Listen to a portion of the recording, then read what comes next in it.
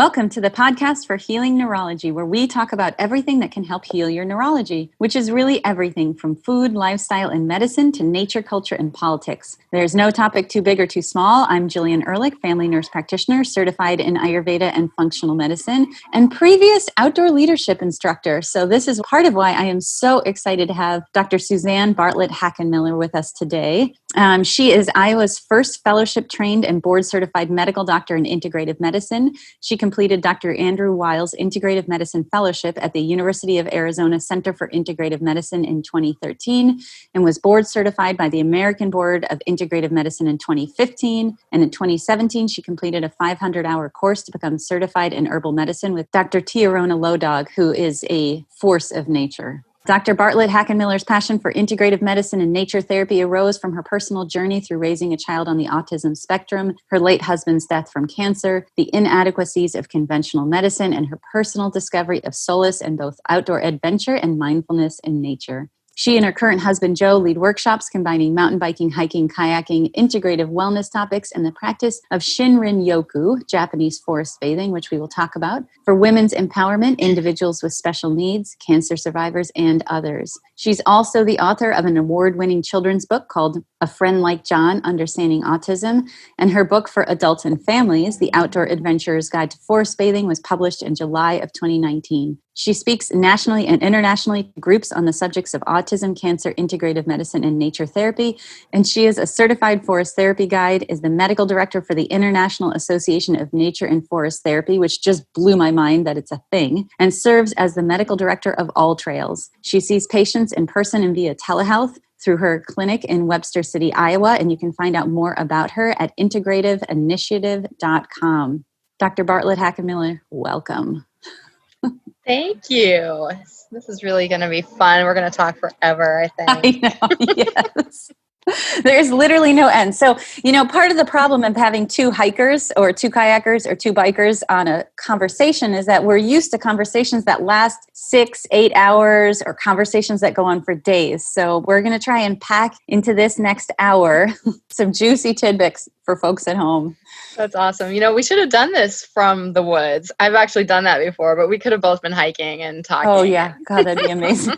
And then you get the sounds. Right. Sounds, right? So already we're talking about our senses. Exactly. And I am sitting outside on my deck because I have to be outdoors. So, you might hear some sounds.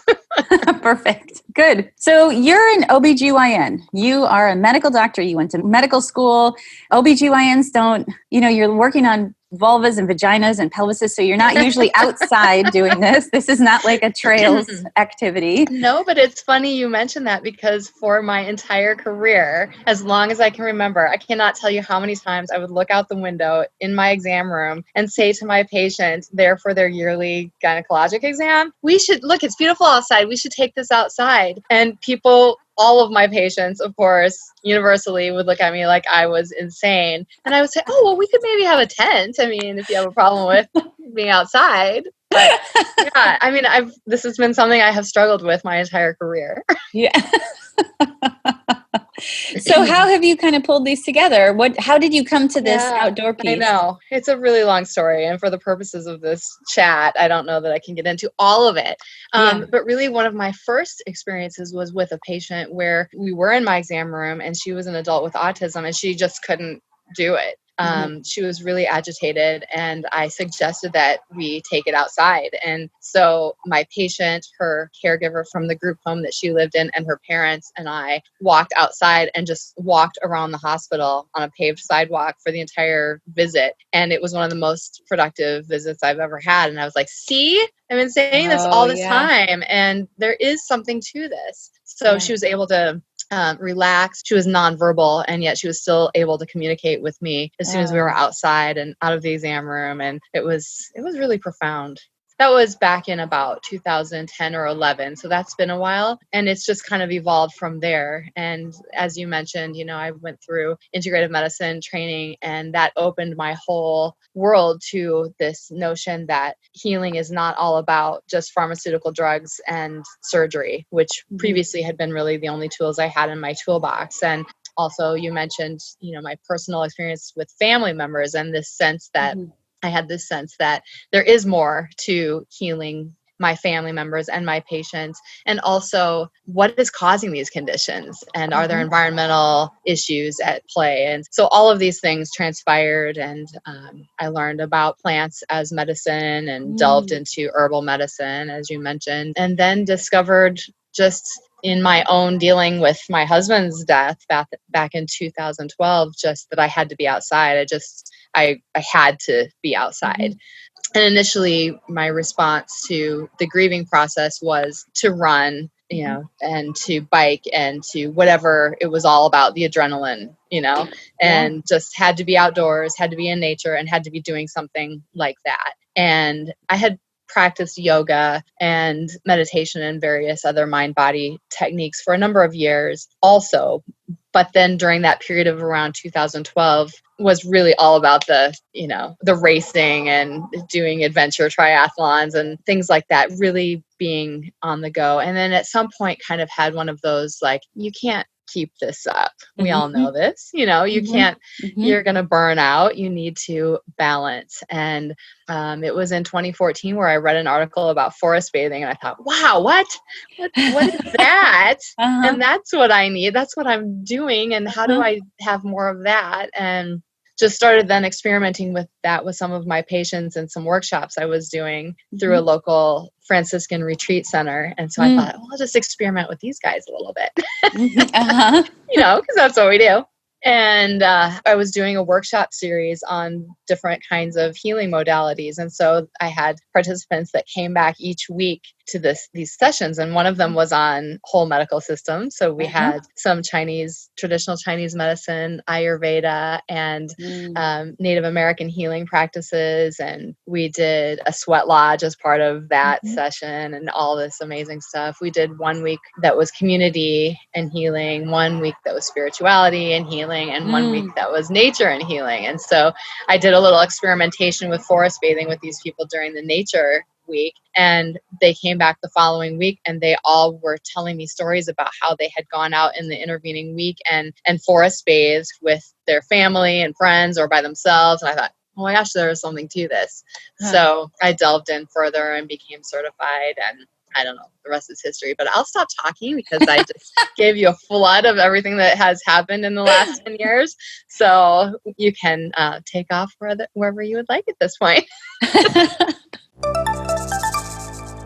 It's always amazing to see people's transformations, because what we can see, even with you, I mean, in all of this, individually and listening and guests and, me, life is here to be learned. Life is here to kind of grow and to change and to fine tune I think so, where too. we belong, how well we can think. Ayurveda talks about how we are supposed to be building our intelligence for our entire life. So whereas I think in the Western world, we kind of think that you're a child and then you're a school age person, and then you learn your trade, and then you work your trade, and then you have your kids, and then you die, like that kind of 2.5 children, 1.5 pets, Right. Really the goal is that we continue to help the universe evolve. And we do that by continuing to broaden our awareness and sharpen our prowess to evaluate our world. And so what we see is that in your story is that going through medical school and being an OBGYN these last 20 years was one way to kind of explore health and wellness and people and humanity. And then with your husband's cancer diagnosis and with his death, you needed that adrenaline. So you really needed that somatic experience of discharge. But then you found that there was another thing that replaced that, which was really that nature component, which doesn't necessarily include adrenaline. I think people sometimes think about being outside as you're a climber or you're a skier or you're a mountaineer, but just being outside, even on the grass, and laying your whole body on the earth can be medicine. I totally could not agree more. Yeah. And that's beautiful. That's a really interesting assessment from the Ayurvedic perspective. So I love hearing that. So tell us a little bit about when we think about, that we could break it down into those two legs of like what we do with our body, the adrenaline piece and the outside piece. But there's also that piece of just being outside. And can you tell us a little bit about what that is, about what that medicine is? What is Shinrin Yoku? What is forest bathing? Well, so the practice of forest bathing started, and that's this concept Shinrin Yoku, which is a Japanese term, was coined in the early 80s in Japan, where a couple of doctors Lee and Miyazaki, were recognizing that their patients were extremely stressed out. Mental health problems were off the charts, and suicide incidence was very high. And so they wondered if it is part of the chaos of the city, of city life, and devices and technology and noise and lights and our pressured lives that was contributing to this mental health trouble. And again, this is back in the early 80s. So I think we can only resonate with that even more now that we have that much more technology at our disposal than we did in the early 80s. But so these doctors wondered what would happen if they took their patients out of the city into nature. And so they took them an hour outside of Tokyo to this beautiful forest and started teaching them how to take nature in through the senses in a mindful kind of way, in a quiet, calm, not adrenaline rushing, but silent, meditative, mindful way. And as doctors, they wanted to quantify what was happening. And so they did questionnaires of their participants, of their mental health before and after these excursions. And then they started doing other tests of things. So they would look at their blood pressure and their pulse and something called heart rate variability, which I'm sure you're very well aware of, which is a marker of how stressed we are based on patterns in our heart rate. So they started looking at these kinds of things and found that they improved after time spent in this kind of forest bathing, this sensory experience. And they then started doing even more elaborate tests looking at saliva and our cortisol levels and alpha amylase levels in the saliva, which are indicators of stress level. And they found that these markers improved after time spent forest bathing. So they've done a ton of research now that is available looking at all of these things. And they even have found that things such as natural killer cells or NK cells, which are part of our immune system, which is really pertinent right now during this age of COVID, that we have these obviously immune system mediators. Natural killer cells are just one of the parts of our immune system, but these natural killer cells sweep through the body and find things that are either abnormal cells, such as tumor cells starting to develop, or they find things like viruses and bacteria and literally gobble up these abnormal cells and these viruses and other particles that don't belong there. So these doctors have found that natural killer cells rise after spending time in nature in this quiet, contemplative way. They found that these natural killer cells rise in both number and in level of activity after spending time forest bathing. Initially, they found that this increase occurred and lasted for a day after their experience, but then they continued to follow those NK cell levels and amount of activity over time and found that they remained elevated 7 days out and even 30 days out. Wow. Isn't that amazing? Wow. So that is some just exciting research. And in their studies, they were looking at excursions that took place over 3 days and 2 nights. So granted, that's a little longer than maybe your weekly outdoor nature experience, but that's really profound. What if we could do that at least maybe once or twice a year where we get out in nature for a 2 or 3 day camping or whatever kind of excursion, but then perhaps have smaller doses at more regular intervals. And that's something that doctors in this field, myself included, are trying to figure out, is what is the dose that we need to be healthy of time spent in nature. Yeah, absolutely. So if we're experiencing a stress, then that is something to do. And if we're headed into an experience where we expect stress or we expect COVID exposure or we anticipate things will be hard, then being out in nature for once a week on a weekend or some period of time, or having a smaller daily dose is something that we could work in as part of our medical program. And it's not something, and you're exactly right, that it's not a pharmaceutical. It's not a pill we have to swallow that has its own issues. It's not something we have to necessarily pay for in terms of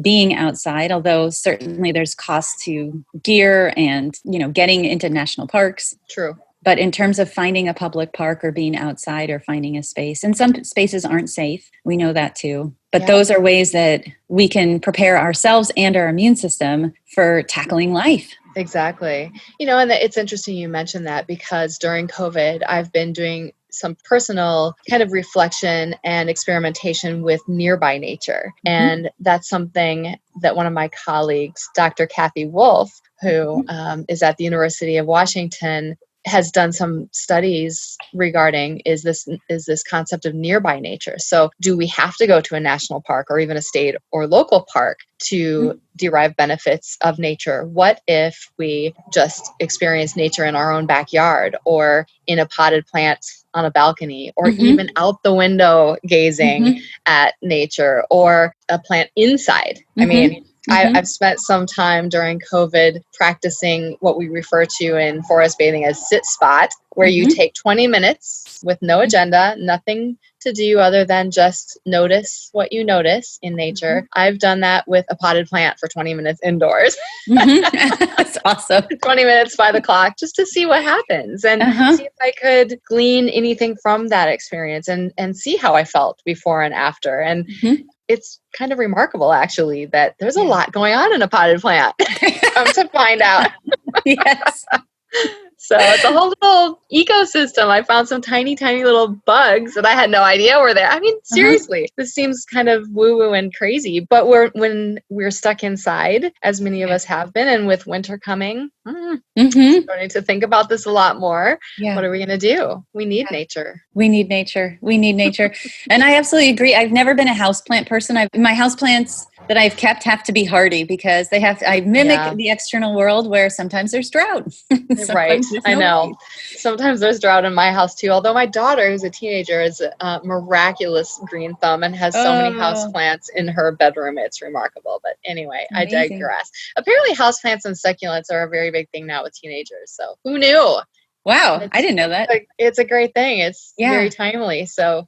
And caring for houseplants that's been my latest interest is how do you care for houseplants? And it's really going back to pay ongoing attention, which is really what we should be doing with ourselves and time in nature. And so the idea that I look at my houseplants throughout the week and say, do you need anything? Can I help you? That listening is such a good practice. Yes, I totally agree. And there was a time in my life where I was way too busy for anything like that. There was just no, or too mentally cluttered or too, just didn't get the bigger picture. And so, I'm working to return to that kind of simpler, quieter place where houseplants definitely belong.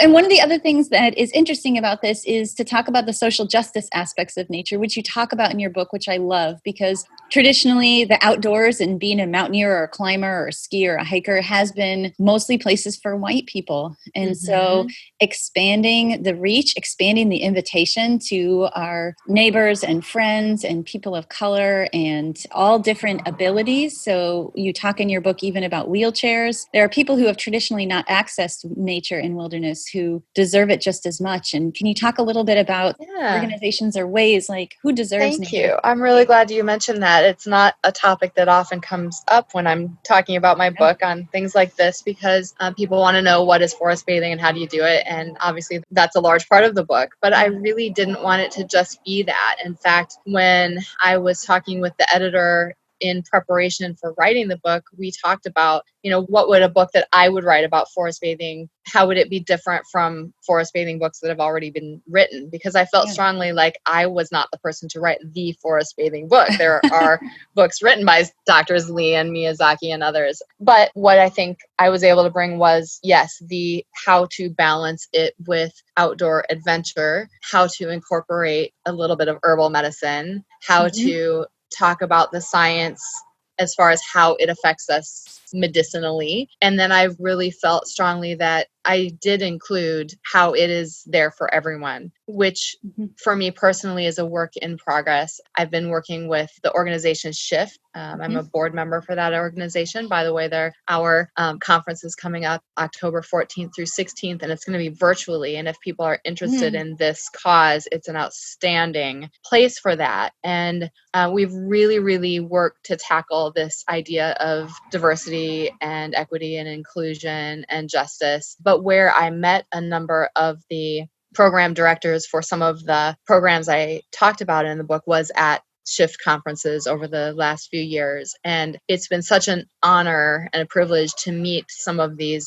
people who, through their own experiences, have been able to bring nature to people in different places in their lives, or people who otherwise don't have access to nature, who live in cities or are financially unable to get to nature, or physically or mentally or whatever, it hasn't been a safe place for them. So I think that is so critically important. I also think it's critically important, and I talked about some of the organizations that are working to save the ecosystems. I mean, to have a chapter on cross-country skiing and how to apply forest bathing ideas to a snow-based activity would be incomplete if we didn't talk about the fact that climate change is real.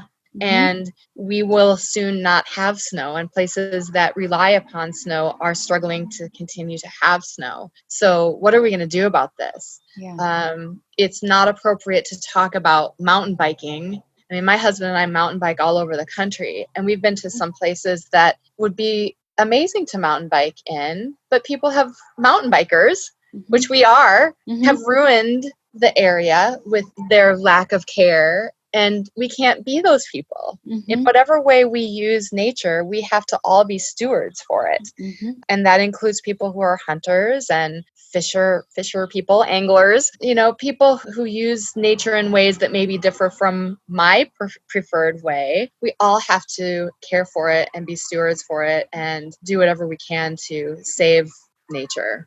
Yeah, and to be in relationship where as it takes care of us, we take care of it, most definitely, as part of our humbling way of remembering that we are animals on the planet, just like all other animals. And so that goes back to that age-old leave no trace perspective, where when we leave a place, there's no sign, or there's minimal sign that we have been there. Absolutely. And reciprocity. If we take something, what are we going to give back? Yes. And I think of that every time I would gather a plant to use in a tea ceremony or for whatever purposes.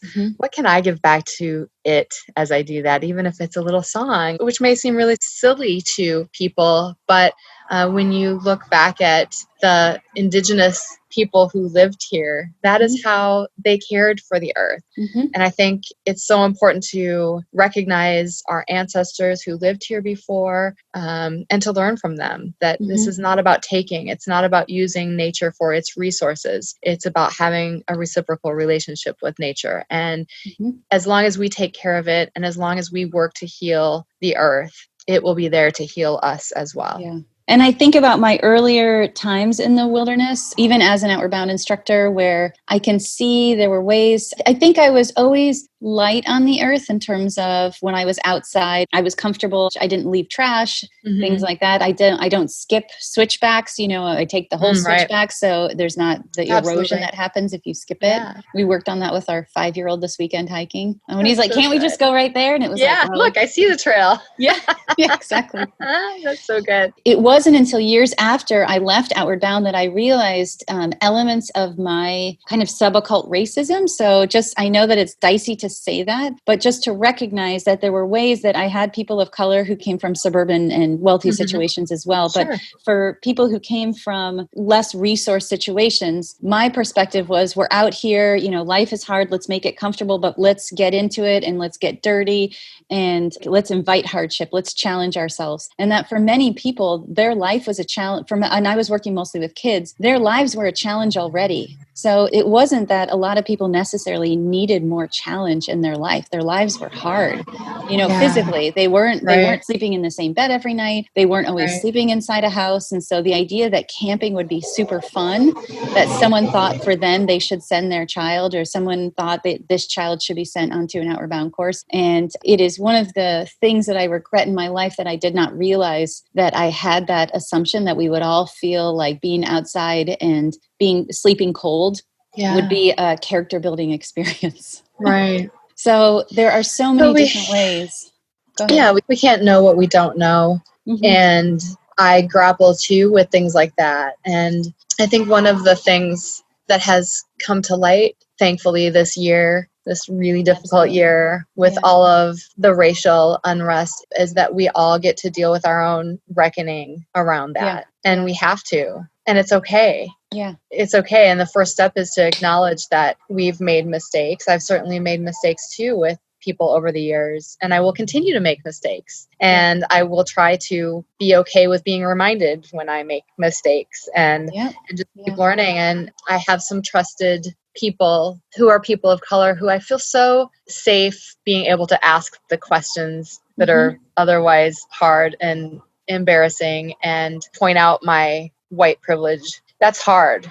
Yeah. And very humbling and very scary, but I have to ask for it. Right. And I have to accept it. And I Right. have to be okay with how hard this is. But I want to. And I think we all need to. And it's something that is very in the forefront of what I'm working through personally right now. And I think probably a lot of us are. It sounds like you are also. I mean, it's thankfully. And it's fantastic. And I don't feel like it's fair to have this conversation about being outside without the piece that for people of color, the outside has not been necessarily a welcome place or a welcome community for, you know, the entire history of our country, that's been not necessarily a safe space. And we want all of our people, we want everybody to be comfortable. And so we have a personal responsibility if we talk about being outside to say welcome to all people of color and to people with disabilities and to people with autism and to people with lost limbs and to make areas accessible and welcoming. So. And to shut up and listen to them. Yeah.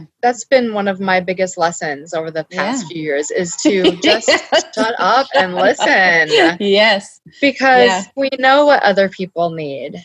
You know, it goes back to that paternalistic way that medicine and healthcare have operated. And you referred to this in the podcast where you were interviewed about how medicine has been very paternalistic. And then we went to this brilliant notion of patient-centered care. And that was a big, hot concept in the early 2000s. And then now this idea of a relationship-centered care, which I just love. I love just the notion of it and the fact that it's a thing and that we're acknowledging that we don't have all the answers. Yes. We, the illustrious, educated medical people, we don't have all the answers. And we do our best healing when we don't think we have all the answers and when we listen and when we learn from our patients. Absolutely. So yeah, that's really where the big medicine occurs for all of us. And when we acknowledge that we need healing too. And I mentioned when we talked privately that I'm going to read it again because you said this. I love it. It's not our place to hold people's problems. It's our place to help discharge it. And we don't have to hold it. We have to have space for it. Yeah. And that includes listening, whether it's our patients in our clinic or it's the people we interact with outdoors in nature. Yes. Absolutely. So let's talk about this process because there is in Shinrin Yoku and in your book with your activities, you talk about kind of a standard sequence. Can you share with us what that is? Yeah. The standard sequence that I referred to is created through the Association of Nature and Forest Therapy by a man named Amos Clifford. And so it's not the only way to practice forest bathing, but it was the way that I was originally taught. And there are other people who are teaching people how to be forest therapy guides. So, but the idea based in that standard sequence is the idea that we try to take people into nature during forest bathing in kind of a replicable, systematic way. So we're not just hopping you out of your cars, popping you into the middle of the woods and being like, okay, close your eyes and meditate or something like that, which would be completely ridiculous. So we're trying to take people from where they are, which, as we were just discussing, is from all kinds of different places, acknowledging that everybody's going to have different experiences and different comfort levels and different edges. One thing we talk about a lot is finding that edge, and that we hope every person, while they're in a guided forest therapy walk, will experience the place where they meet that edge of their comfort zone. And that's really important. You know, I tell people all the time, I love that quote, do something each day that scares you. And for everybody, that's different. For some people, that might mean closing their eyes while standing out in nature, because as we were just discussing, some people do not at all feel safe there. So closing your eyes might be an edge. Some of the other things we might do might be an edge. But anyway, this standard sequence starts from where people are and then tries to slowly, in a systematic way, guide them into a calmer, almost more meditative or dreamlike state, out of that monkey mind busy state and into the place where, you know, the place of the subconscious, the liminal state where the good stuff happens. I like that, where the good stuff happens. Yes. Where we find union, where we have yoga. Right. Where So we have, yoga's yes, where we union. have union. Absolutely. Where we have union with the more than human world, where we connect with the trees and the air and the dirt and the insects and the birds and the animals, where we're all kind of on that same wavelength and we recognize that we are a part of it. We're not other. And it's when people get to this place that I do think the real medicine occurs. And I've taken people, as you mentioned, my husband and I really enjoy doing kind of a combination of adventure and forest bathing. So we've done workshops where we've done mountain biking and forest bathing and kayaking and forest bathing and hiking. And so we get our kind of adrenaline rush or our adventure thing out of our system. And then we continue. So we've done forest bathing in kayaks, or we've done it while slowly riding on a simple dirt single track trail. And it's unbelievable what happens to people when they do this. And afterwards, I've had mountain bike shredders say, I'll never view these trails the same way, or I've never stopped to look up, or, they'll just be in tears, just literally in tears, because essentially their worldview, really, their relationship with nature, their connection has been probably permanently altered as a result of 2 or 3 hours forest bathing on a guided walk or ride or kayak or hike or ski or hike or whatever, sled or lay on the grass. Yes, exactly. I incorporate forest bathing into just about everything I do. I'm one of those people who I'm not really a runner. I don't love to run, but I do it because, I need it. But I'm always trying to trick myself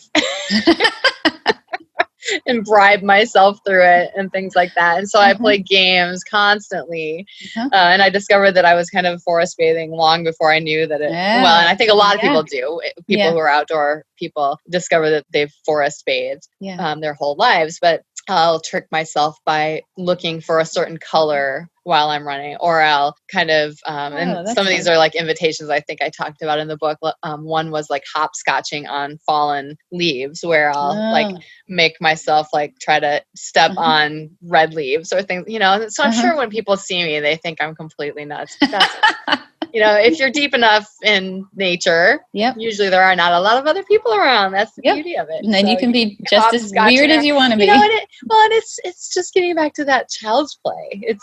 There's something really, really good for us when we quit trying to be responsible adults and allow ourselves to just play outside. Yes, absolutely. And there's ways that we get to use our bodies and use our minds that challenge how we usually do it. And then we can have that awareness again. And you talk about that research with kindergartners. You want to talk about that study? Yeah, it's a study that found that when children participate in an outdoor kindergarten as opposed to an indoor, typical kindergarten, that the kids in the outdoor kindergartens invented new games like 58% of the time, as opposed to those who were in an indoor kindergarten and invented new games like 16% of the time, where, everything is structured and the toys are sitting there available and all of that. And when you're outside, just, you said you have your 5-year-old, you go outside with your 5-year-old, they open up your whole world, because suddenly they don't have their toys. They have a stick that they're playing with, or they make a little boat and they float it and out of, I don't know, whatever, little leaves and things. And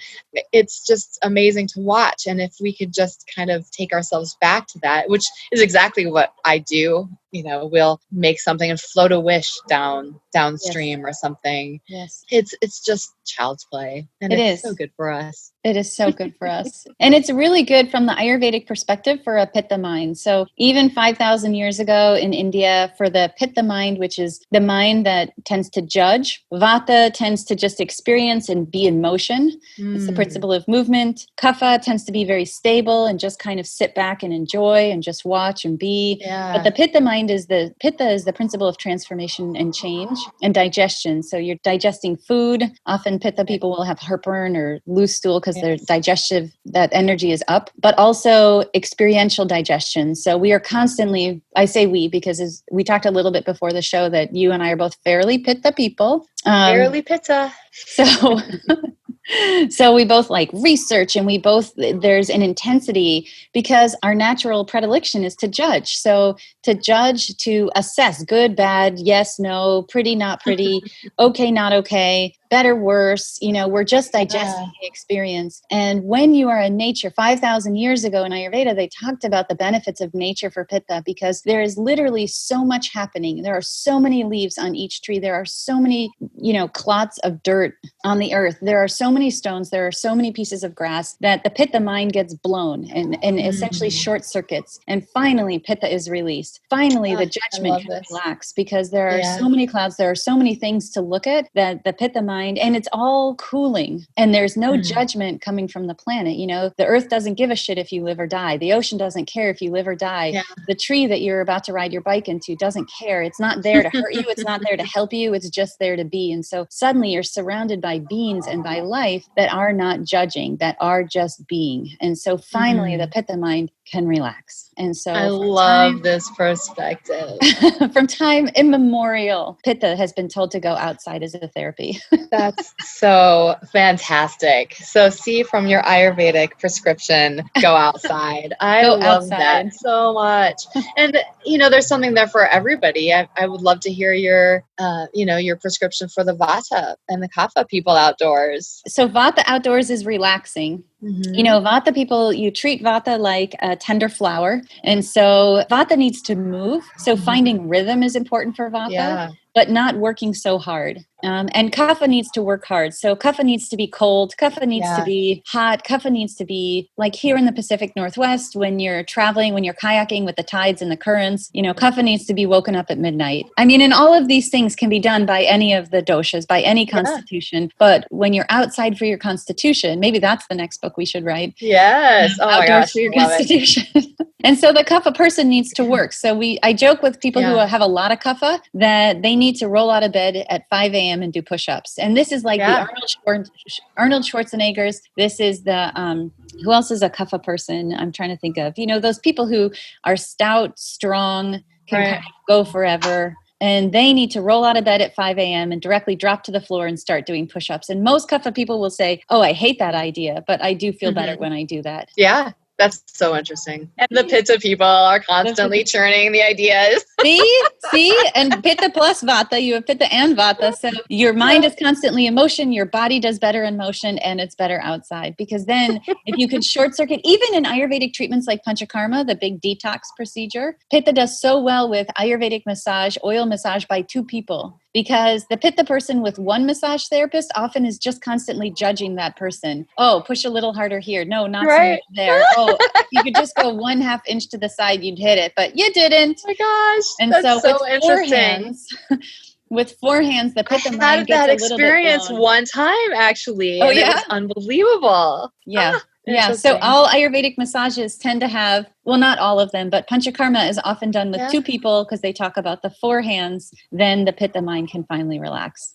But we're talking about our nature as animals, and we're talking about the importance of us being essentially in relationship, in a polarity with our earth, who is our mother, who is our Panchamama, who is where we get all of our sustenance from, our light, our food, all of our experiences in our earthly body made of the structures of the earth. And so, it is really, really key that we take care of our planet, that we help it to heal, that we become stewards of both our own bodies and our earthly body. It is, it cannot be overstated.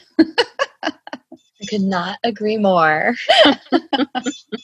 So talk to us about some of the other pieces of our standard sequence. Talk to us about some of the other, there's invitations, there's pleasure of presence, what's in motion. So you're right. The pleasures of presence is just so simple. It's just taking a moment where you are to notice your surroundings. And the easiest way to do that is really to start with one of your senses and just notice everything you can through that sense. And I like to start with eyes closed so that sight is the final experience, because having your eyes closed then allows opening them to be this kind of magical experience. But with eyes closed, just noticing the sounds around you, noticing the textures and the tactile sensations, the temperature, the movement of the air.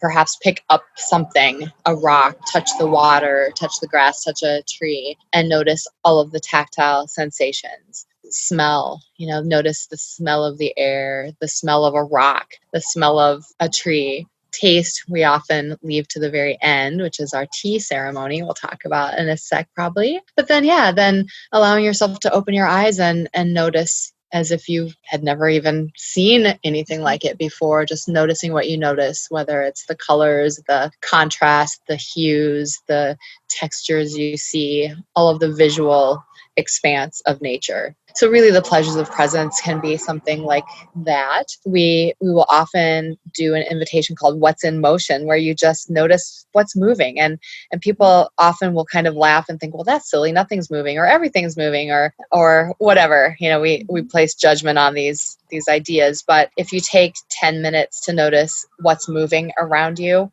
that can often be a fairly profound experience. And it might be from a macro level or more of a micro level where you're really just sitting on the ground and noticing. It might be watching ants. As I said, I've done some kind of urban forest bathing through COVID and sat on a sidewalk one day and just watched ants and a dandelion in a crack of a sidewalk for 20 minutes. I know the things I do, but really there is nature everywhere, and it isn't just big nature. It is this nearby nature. So you can do it in the forest, you can do it in your, on a sidewalk. And so we typically will take people on a guided walk through a number of these invitations where you're invited to try these things. But if it's beyond your comfort zone to the point where it's just not doable and you're not having it, then it's an invitation. You don't have to do anything. And then we typically end each guided forest therapy walk with tea ceremony, which is from the Japanese idea of a tea ceremony. And if possible, and if permissible, and if safe and uncontaminated, and if we do it in a reciprocal manner, it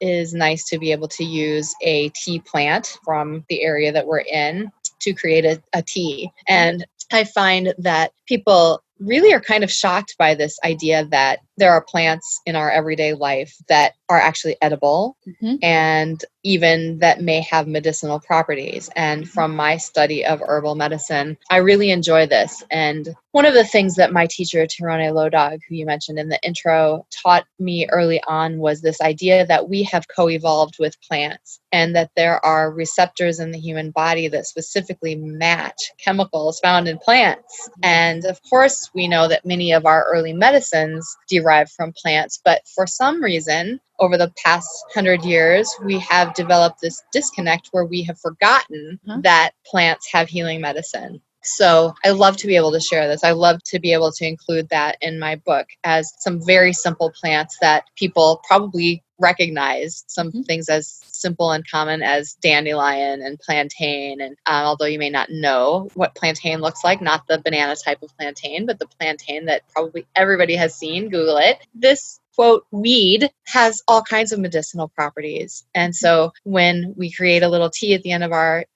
forest bathing, people really, really enjoy that, I think. Obviously, any type of gathering or foraging for plants must be done safely, and a person absolutely has to know what plant they're using because there are also plants that mimic each other that are completely poisonous. So as a caveat, before you go out, and I've had people who are very overzealous go out and decide that they're going to try to make their own tea out of plants and then call me and say, oh, I probably should not have eaten milkweed, which can actually be very toxic, for example. So don't go eating stuff in nature without knowing exactly what you're doing. But yeah, that's a little bit about the sequence of a typical forest. That's fantastic. Therapy. The plants that you mentioned in the book I was surprised, but they were familiar to me. So plantain, you should look it up and then look for it because wherever you are, you're probably not more than 100 feet from a plantain plant right now.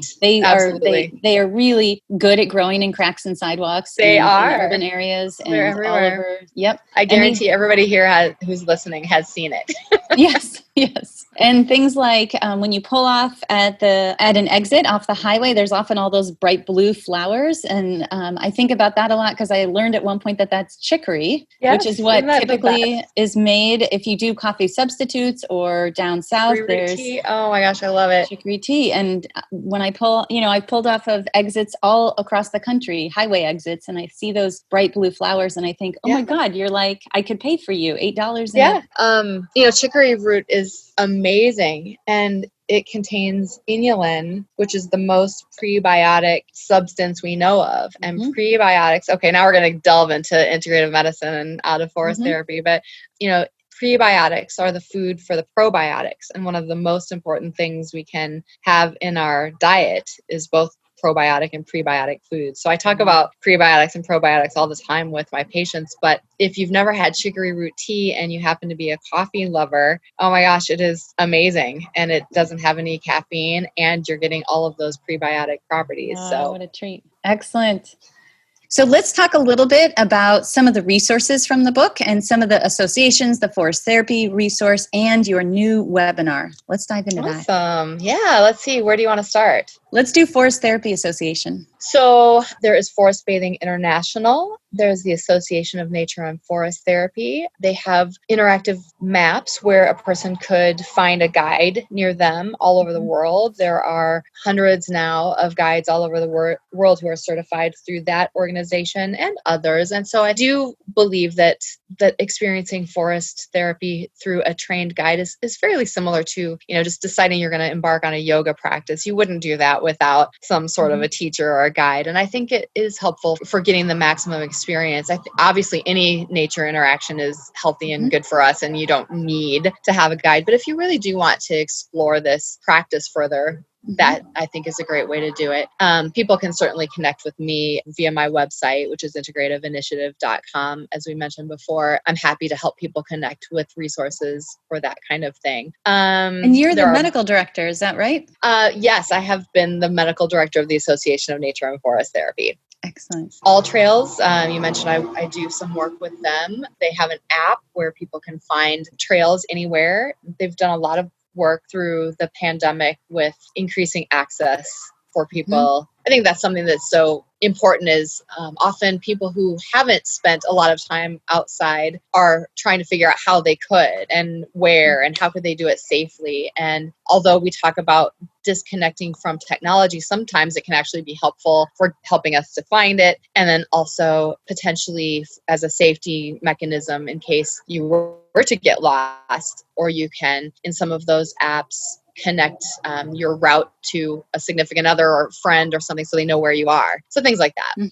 What other resources were you wondering about? I mentioned a number of organizations in the book that do a ton of different amazing programs. We mentioned Shift and that conference that is coming up. There are so many. I talked about Corazon Latino and the Shine organizations and the people who started those programs. Yeah. What else would you like to hear about?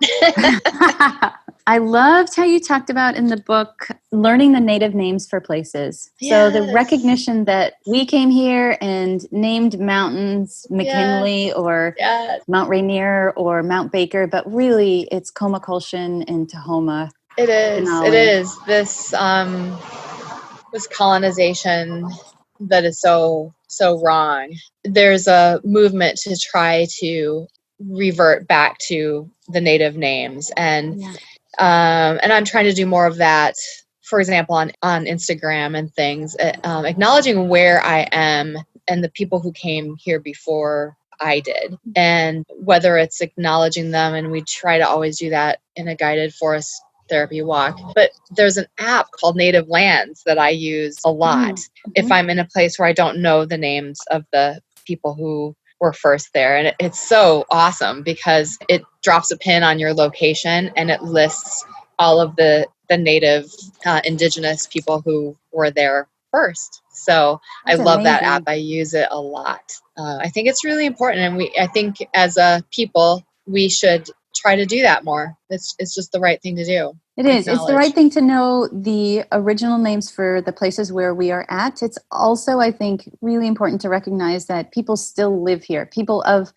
those native traditions still are alive. It's not a historical thing. It is a current thing. Yes. They named these places. They lived here. They still live here. Those places still have those names. Absolutely. All right, so let's talk about your webinar because everybody we talked about where to go and you can use a sidewalk or a houseplant. We've talked about how we all are in different different levels of transformation to recognizing our animal nature and that we all belong in all places on earth, or most places. There's, some deep caves and high mountains that not all of us necessarily need to go. And we talked about how this really needs to be in the medical visit somehow, that we need to find a way to bring together medicine and nature. So doing pelvic exams outside in a tent is one option. Which I just personally has not proven to be popular. I'm still working on it. And then the other component is bringing this understanding of the power of nature into the exam room, the same way, making it a same foundation of health, the same way that we would talk about diet, exercise, and sleep. We should be having the fourth pillar of nature. Right. Of outside time. So, and you've put together a webinar recently that talks more about this. Tell us about that. That's right. Well, I have been prescribing nature for quite some time, and over the past few years have discovered a small group of other physicians and practitioners who also have been prescribing nature. And so the things that inevitably ensue when you start talking about prescribing nature, first of all, your colleagues want to know what kind of proof you have that there is any scientific validity to something as insane as prescribing nature. And then patients also want to know that there's some proof, but also want to know how long, where, what to do.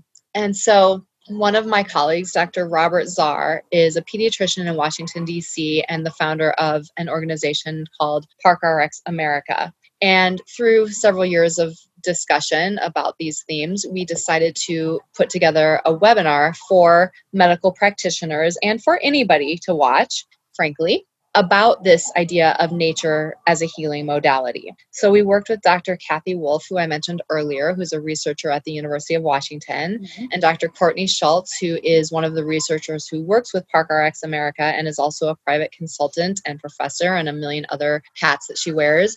And the four of us worked for a year on this project, which is probably why we're so excited that we can finally say it's done. It took literally a year to produce, and we scoured the literature and the studies, and we really wanted to create something that was not only for our patients, or I should say for providers to use in order to help their patients, as most continuing medical education programs are, but also something that would be of benefit to the medical providers themselves. And this goes right back to that previous conversation about the reciprocal relationship or the relationship style of treating patients that is not paternalistic, and it's not only patient-centered, but it's relationship-centered.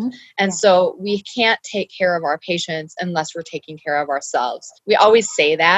That's one of those things we talk about, like that old adage about putting on your own oxygen mask before taking care, trying to help others. But as caregivers, we all know that we're terrible about it. And even parents are terrible about it, right? We take care of our kids, but we don't take care of ourselves. We take care of our ailing parents, but we don't take care of ourselves. We're all caregivers in some kind of respect, but we don't always do a good job of caring for ourselves. So we wanted to create this program that encompassed all of that and ways in which nature could be used to be healing in that regard. So we created this. We had a grant from the National Forest Service, and it is the continuing medical education 1 hour of AMA credit is sponsored by the American Public Health Association. So it's all accredited and available. It is located on the ParkRx America website, or you can find it on my website, again, which is integrativeinitiative.com. And I put it in my blog so that I could write a little short blurb about those of us who created it and what it's about.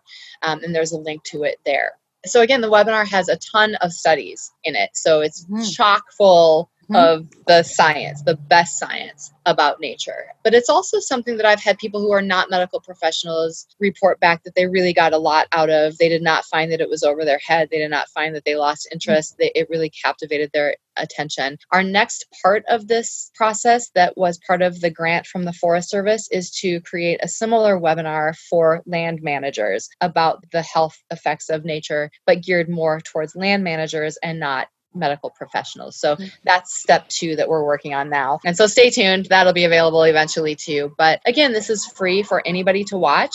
If people want the continuing ed credit, it's $35 for that 1 hour of credit. Fantastic. Any last thoughts or things you'd like to share with us about My Forest goodness, I bathing. always, I'll share a quick story because I think yeah. as we talk about this, you're an OBGYN, so you really have spent 20 years at the crux of the change between the generations. And as well, I think that our kids are really suffering with COVID in terms of relationship and community. And so thinking about what we can do for our kids and are there ways to get outside, I think that's one thing to really take from this. And I just think about when I was a kid, I grew up in the suburbs where everything, I mean, God bless my parents and I love them a lot. And this is not a criticism of them, but the area I was in was a very manicured area. And so there was very little wild space. And I remember being about 6 years old and maybe 4 or 6. And we went to a place, it was called the Holden Arboretum. So, and I remember we walked out into the forest. It was in the fall season. I can picture it like it was yesterday. And I had that moment that we talked about earlier where the mind gets short-circuited and suddenly you are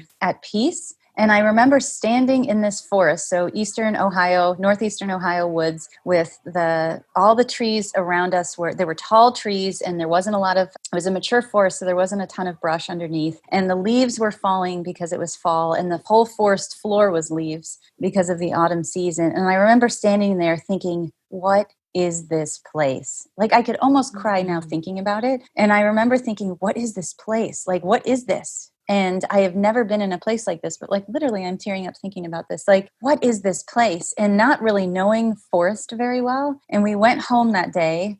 And because I was so little, Holden Arboretum, I thought it was one word. It was very long. I could never remember it. And I could never ask to go again because I didn't know how to describe what that place was. Right. And so just thinking about how well our kids can do outside of screens, malls, organized events, structures, just throw them into the woods. I so totally agree. Figuring out it may be the thing that we try to do. And if you need resources or if you need support, then the organizations that you discussed, both your website, integrativeinitiative.com, or the Parks RX America, there are organizations out there that can offer us support. But for our society to survive COVID, just to stay alive and then also to thrive and flourish, we need our kids that are developing in this time to continue their development. And we need to continue our development. So from, a conversation with an OBGYN who stands at the junction of generations, take your babies outside, take your kids outside. It doesn't matter if they get wet. Outside. Yeah, take your grandparents outside. Get dirty. The best thing we can all do is, at any age, is get outside and touch some dirt.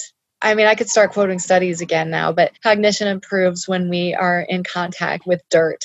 I quote a study a lot of the mood study about mood. Yeah. I was just going to say, I quote a study a lot when I'm referring to dragging my kids around outside. And it's the study, I think it's in my book somewhere, but that memory and attention span improved by 20% after an hour outside in nature. And the best part of that is those benefits occur whether you like it or not. Mm-hmm. So I say that all the time with whiny I told you before, my husband and I have 5 teenagers between us. So they don't always love the things that we make them do outside, but I'll often mention that, well, it turns out that, you're getting benefits whether you like it or not. Yes. So whether it's raining, whether the weather's miserable, whether you get dirty or whatever, the benefits are occurring. And yes, for sure, mood. There are so many studies now that have found that. And one found that even just 5 minutes of time spent outside, disconnected from our devices, has improvements in really all parameters of mental health. And when they replicated that study and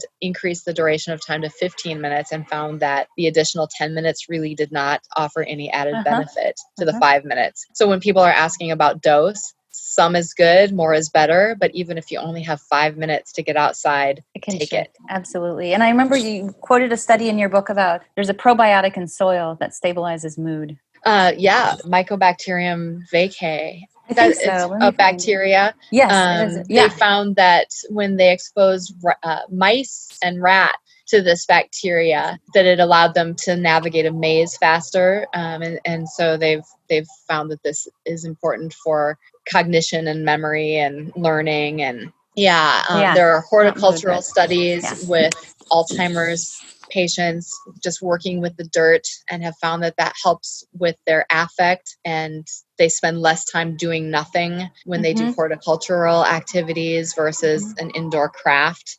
I mean, again, I could start quoting all kinds of studies, but yeah, it's all good. So, and for those studies, we should just go to your webinar. You should go to the webinar. A lot of those are in the webinar. Some of them are in the book. They're just all over the place, and they're all stuck in my head. So That's great. they can't get out. They try really hard. That's why they just start exploding out. Because again, I it's like I have this. This is my armor, when I'm talking with people who are the naysayers and like, well, show me the research. I literally had a poster at the Plantain conference a couple years ago. Plantain is patient-centered care. That was their whole thing, and so I had a poster, and I probably will never forget this. This surgeon walks by and he goes, because I had like 3 bullet points of studies, and he's like, well, I'm glad to see you cite some studies there. And then he just walked off. Like, it was so hilarious. And I thought, well, thank you for stopping, I mean, I would love to share more with you if you would stop long enough. But I mean, it's comical. And so I feel like I have to be at the ready all the time to just spout a bunch of research for the people who just think this is hogwash. And isn't that silly? Because we know this. Yeah. We know being outdoors is good for us. But for some reason, we have this need to somehow prove it. Yep. Great. Well, thank you so much for being here with us today. I think we could talk forever. So I'm trying to be cognizant of the time. Your poor listeners are going to be like, stop already. Well, let's just say that if you're listening to this podcast and you're not outside, make a plan. Close your eyes right now if you can, if you're not driving and listening or biking or whatever, and make yourself a commitment about the next time you will go outside. And maybe you even shut this podcast off right now and just run outside, rain or shine, snow or heat, whatever it is.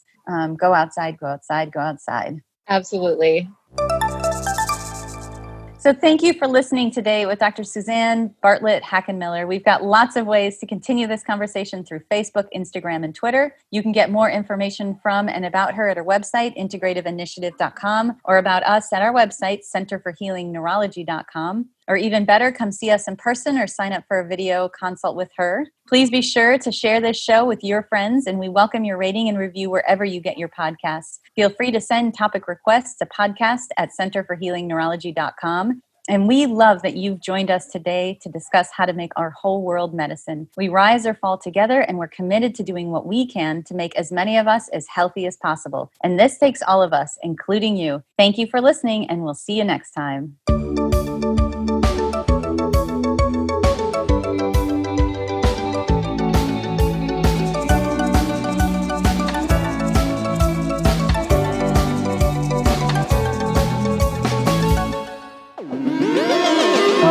Fish Media. Partyfish Media acknowledges that it operates and records on indigenous Duwamish and Puget Sound Coast Salish land that is still home to the Duwamish tribe. This land is stolen in violation of the Point Elliott Treaty of 1855. We are committed to uplifting the name of these lands and community members from these nations who reside alongside us. For more information on this land, its people, or ways you can help, visit duwamishtribe.org or realrentduwamish.org.